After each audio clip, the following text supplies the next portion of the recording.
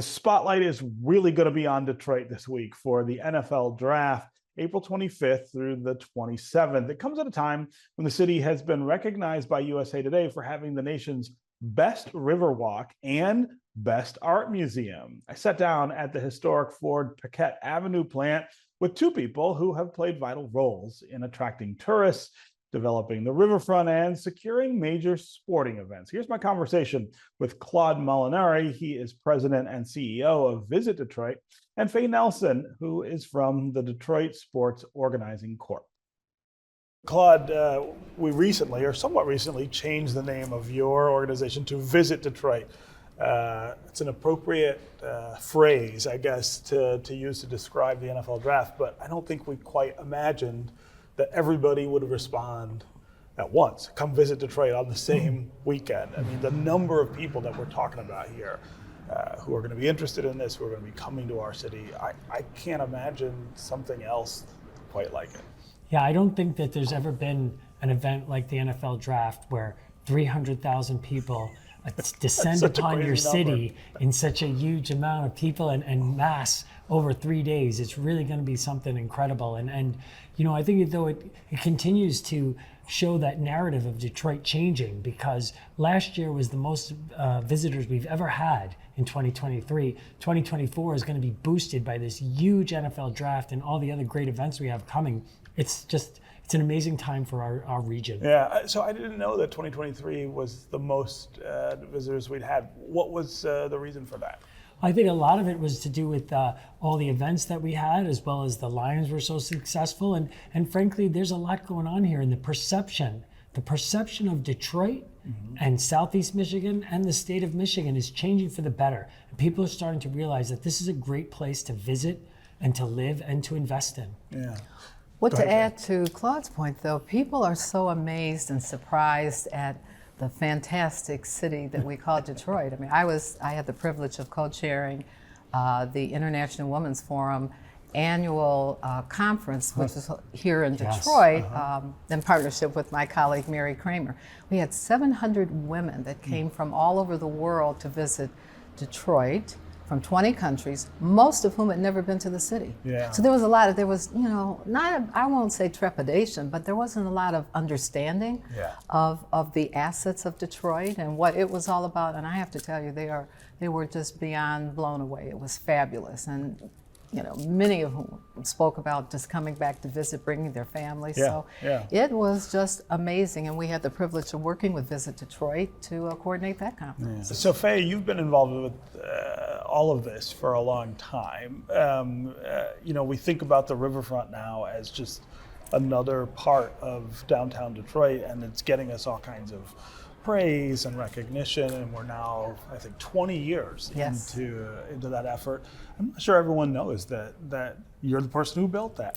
You were the first. First one to lead the Riverfront Conservancy. Yeah, no, that's very kind of you. It was a privilege and an honor. I was with the Riverfront Conservancy as their inaugural president and CEO for 10 years, a little bit over 10 years, but it was an amazing experience to be able to really lead in partnership with our public and private partners, the development of a place and space that no one ever thought would have any chance of being renovated or restored. So it was a great honor and a wonderful opportunity. Yeah, and so much of what we're talking about now in terms of Detroit and the progress in places like downtown, it keys off of that riverfront. I mean, if you think about what it was before, and this really inaccessible kind of dirty place, and what it is now, which is a gathering place, that attraction of people is the thing that fuels the idea that, okay, well,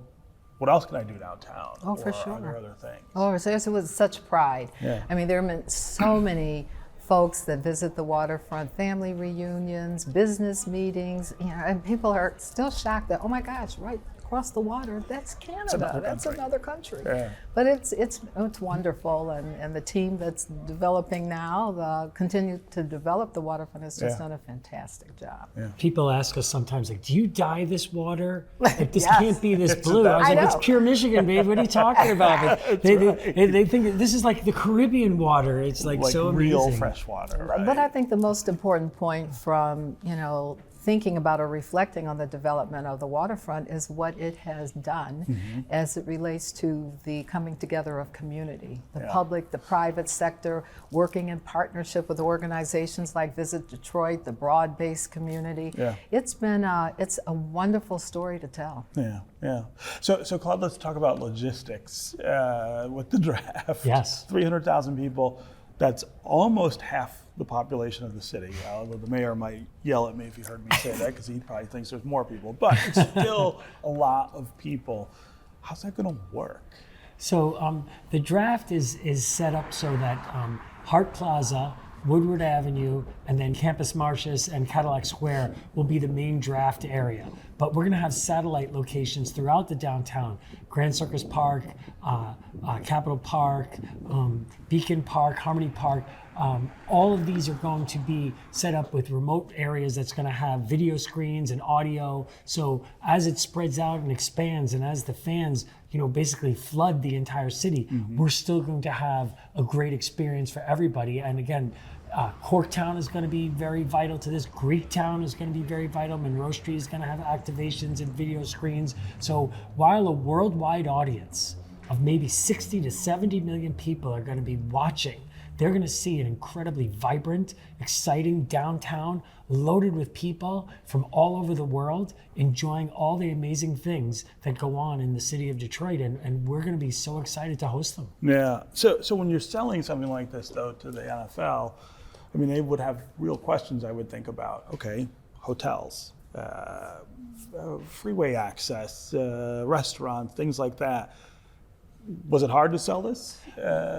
It really wasn't. League? It's funny how that came through. The National Football League has less of a concern about having an incredible amount of hotel rooms in the right downtown core. Like meetings and conventions, they recognize that they need to have 5,000 or 6,000 rooms specifically within walking distance of the convention center. That gives us a hard time, but really very few cities can support all of the hotel rooms that are going to be needed in a downtown. So there's going to be compression, which is frankly the great news for us, because we have 45,000 hotel rooms just within Oakland, Wayne, and Macomb County. So the best part is now that the downtown Detroit hotel rooms will be sold out, that'll just spread it out throughout the downtown core and then into the suburbs. And we expect that Macomb County, Oakland County, they're going to be flooded with attendees as well. Yeah.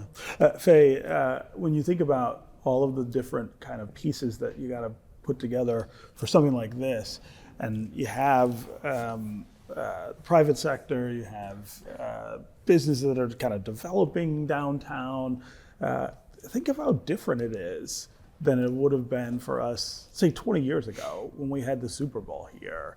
And we had to do different things, right, to get ready for that. It was a different city, and we had to kind of dress ourselves up, I guess. I felt like when that happened. It's a different thing now, and there are more people, I feel like, at the table ready to help in a different way than they had to, but it's progress in really dramatic ways. Oh, I agree. It's I can remember when the Super Bowl came to town, and it was, it was good. There were people that from the suburbs that were marveling at being downtown for the very first time in about 10, 20 years, So, but it's the vibe is so different now. There's so much pride in Detroit and where it is now and directionally where it's headed. So we're just such a prideful community, and it's just, I think to Claude's point, the draft,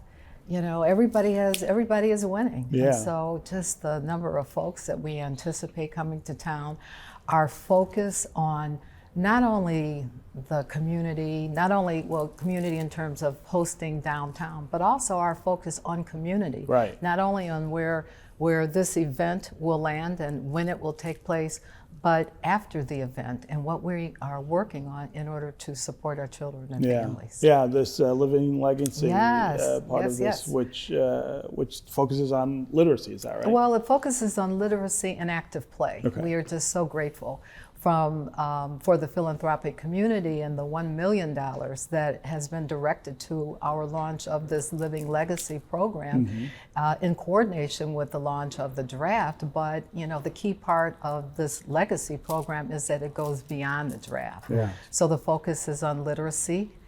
We're so pleased to work with Alicia Merriweather as she has identified, and we're supporting 2 schools, Dixon Middle School, which is a pipeline to Cody High School, and the Detroit Lions Academy. So that's one piece. Yeah. And then the other piece is active play.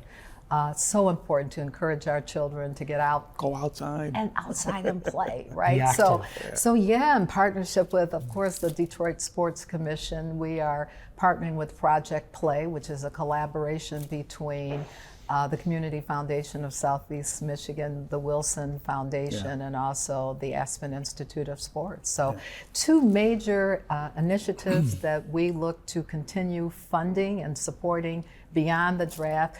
As a board member of the Detroit Sports Commission, it's with privilege and pride that we have made the commitment with every major sporting event that we're able to attract to the city of Detroit. There will be a community engagement component which will support that education and that play for our community. Yeah. So Claude, your job is to sell Detroit all over the place, and you're pretty new in the role still.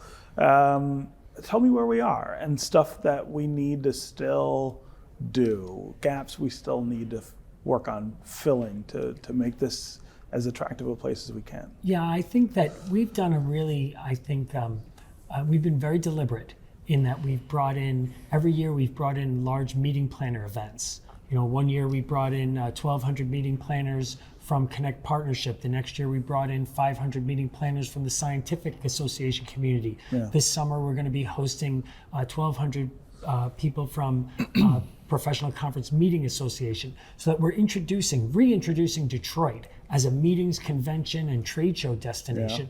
That's really been, I think, a great opportunity for us to showcase the things that we now have in play. Again, all the new hotel rooms, that's putting us on a different level. We're not where we need to be, but we're getting closer.